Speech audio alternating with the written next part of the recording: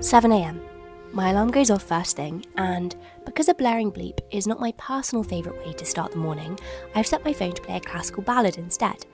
However lovely though this is, it plays on repeat, which means it does quickly get annoying, especially when that same sound has woken me up many times before, and so I do indeed eventually get up to turn it off. And I say get up because scanning this barcode is the only way to stop the music.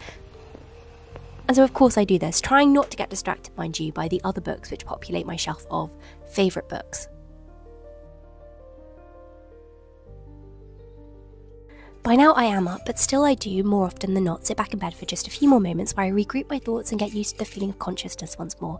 Nabokov says that there is nothing worse than the idea of losing consciousness when we sleep, that, quote, I simply cannot get used to the nightly betrayal of reason, humanity, genius. But I always forget this when I wake up in the morning, still very tired and very happy to continue sleeping. Alas, I am up and determined to get my brain working properly.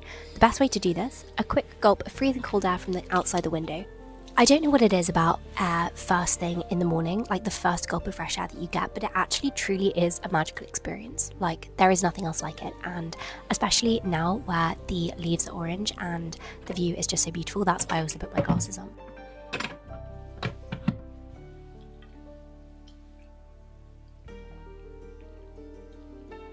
Next thing, of course, is to make the bed. I always make my bed. I can't resist making my bed, and as you can see I've got an octopus and a popcorn jelly cat, which decorate the end of my bed.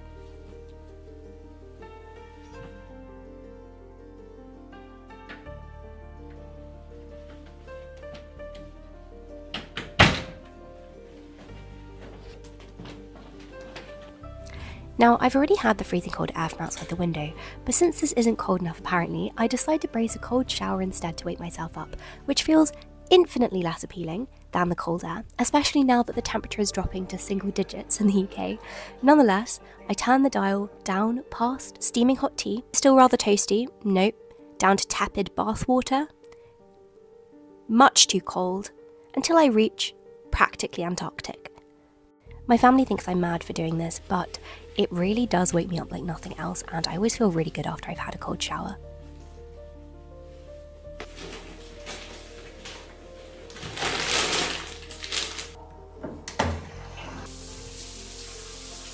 It's hardly surprising that I get changed as quickly as I can into my outfit, cleverly chosen the night before because otherwise I would spend far too long choosing an outfit and probably catch a chill in the meantime. Dressed, I put on some sun cream, even though there is no sun out today, thankfully, and head to the bathroom to brush my teeth. Good morning.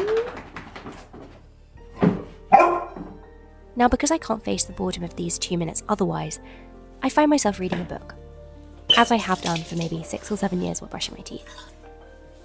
I can't read much in this time, as you can imagine, but it's just enough to anticipate my daily morning reading session after breakfast. Oh, and I'm reading Fortnight in September. It's very, very good. It's by the same author as Journey's End, though very, very different from Journey's End, because Journey's End is a play about the First World War, and Fortnight in September is this very idyllic, very simple family holiday.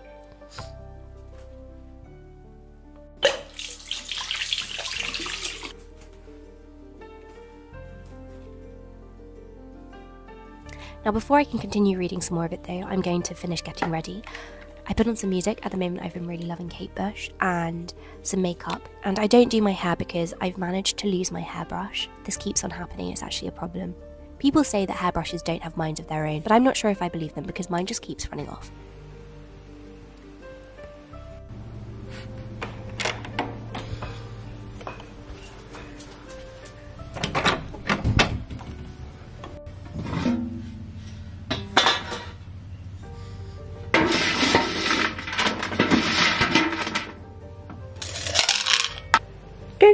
Go on.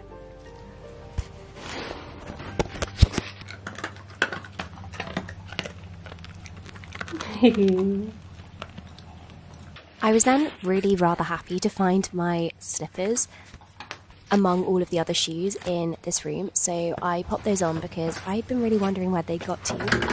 They're such cozy slippers. I don't know what it is about having a teddy bear head on the end which makes them even more cozy. It shouldn't make sense, but it does. And I just quickly got a breath of fresh air before heading in for breakfast. So this morning I'm having porridge, and of course I wanted to make it more exciting.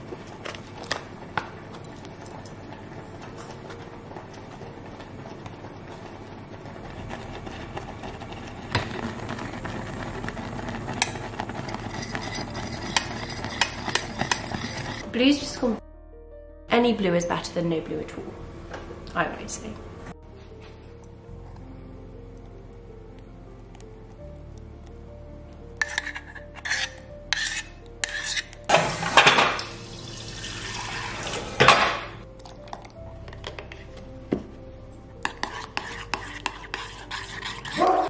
So yes, as you can see, for breakfast I had blue porridge, a local delicacy in my kitchen, and eaten precisely because blue foods are particularly exciting, especially when you add purple frozen blueberries and swirl them through.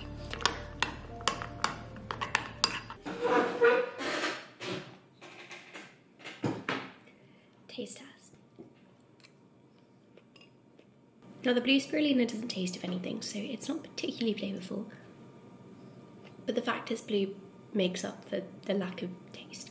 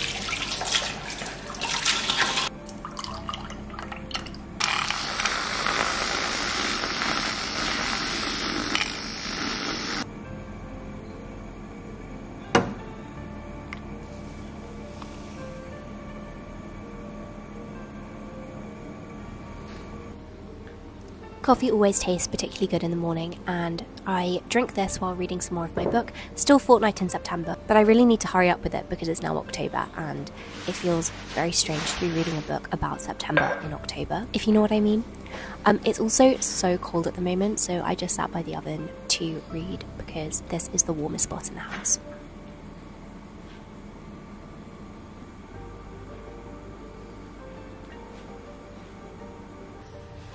And then here we are at the part of my morning routine, which is the final bid to wake myself up, which is going outside to get some fresh air. I love going outside in the morning because, as I say, there is nothing like cold, fresh air in the morning, especially when it's autumn and winter because it's so crisp.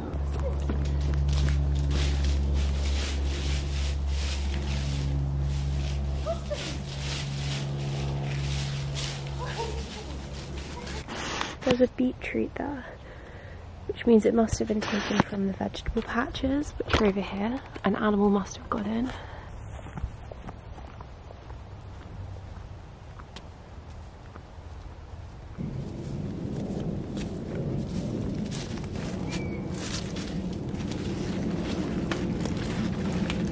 All of this is rhubarb, which will be packed with crumbles. Unfortunately though, no pumpkins came up this year, so hopefully next year they will. But I went to a pumpkin patch yesterday, and so I picked some pumpkins ready to go, and I can't wait to eat them because one of them at least is edible.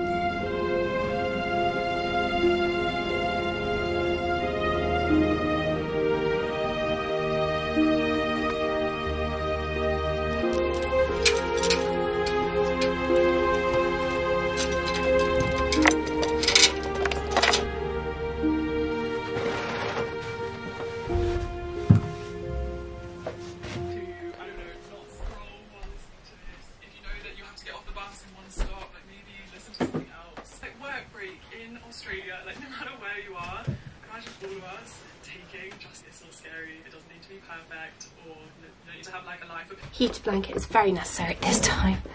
I also always close my curtains because it's way too bright to work here.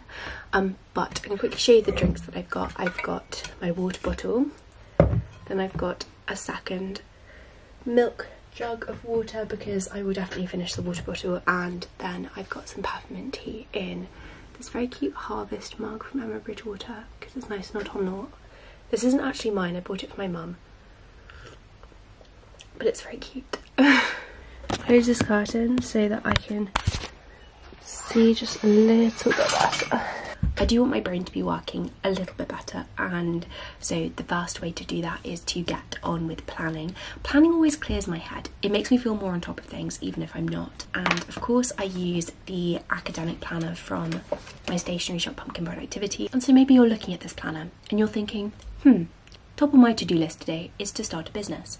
Now Shopify is a good option if you want to start a business, any sort of business. Me, age 17, who was obsessed with planning, thought that a stationery business would be the right way to go because I'd always dreamt of designing the perfect planner for students. But perhaps you're obsessed with rubber ducks and you want to make a business dedicated to rubber ducks. Or perhaps it's becoming an ongoing concern that your cat doesn't like going out in the rain, and so you want to start a business which sells raincoats for cats. If you have a business idea, no matter how out there it is or how unrealistic it may seem to you right now, Shopify is the way to go about this because it can make your entrepreneurial ideas, dreams, a reality. That's exactly what happened with me and Shopify with this planner, because I always wanted to design the dream academic planner for students, like a perfect planner with everything in it that somebody might need, and Shopify let me do that, because it's one thing to design the planner, it's another thing to actually like set up a business. And thanks to Shopify I've been able to run that business for the last 5 years. I do everything through Shopify. There's even a map, so if for some reason you forget where the UK is and you need to check, you can go on here, and while you're at it you can also see where all of your customers are in real time and see where orders are coming from, which is a very, very cool feature and very riveting to watch actually. And there are also so many add-ons, like so many different features that you can use. So there's Quizify, where you can create quizzes to go with your products, but there are some very specific ones. There are over 8,000 apps that you can implement and access through Shopify, which is an unbelievable number. That's how many kilometers long the Andes mountain range is. That's long. 8,000. That's the age of the oldest tree, which by the way is in Utah and is more of a colony which is all supported by the same root network. And even though the individual trees may die, it's the same ongoing tree technically, which is very, very cool. 8,000 is a lot. That means that you can find any kind of app to help support your online shop and just kind of give it that cutting edge. So if you have a business idea, if you want to bring an idea into fruition, if you really want to create those rain mats for cats that don't like water, then definitely try Shopify. I would recommend it without reserve. I adore Shopify. I would recommend it to anyone who wants to start a business because it's just so easy to use, and as someone who isn't very technologically minded, that is perfect. I've had such a great experience with them over the last 5 years of using Shopify, and so if you want to give them a go, there is a link in the description box which I would highly encourage you to click on and try if you do have a business idea. Anyway, I'm now going to actually get on to planning some more in my planner, which I do very much love. There are also some available, they're now 50% off, and I'm just going to go through for the rest of the week because it's Sunday and put in the key tasks for like the upcoming week. So after doing some planning, I like to do some writing. I will just sit and write I tried 30 minutes minimum and I hope to do an hour total, but if I'm honest, I've really been off the wayside with writing recently. And I will also do my most pressing task of the day, just as like a fast work block before going on my morning walk.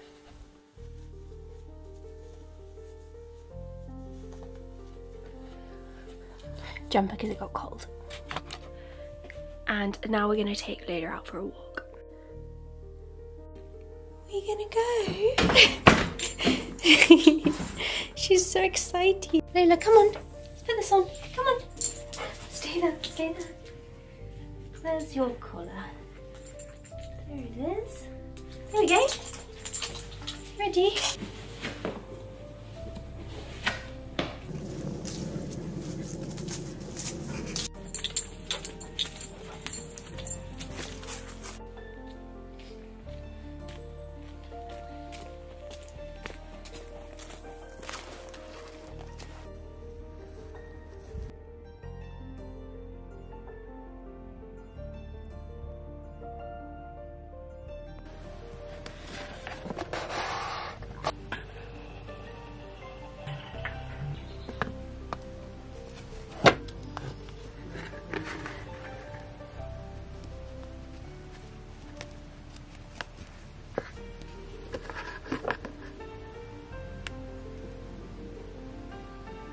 Anyway, thank you so much for watching this morning routine. I hope you enjoyed it, and I hope that you have more than just a productive week.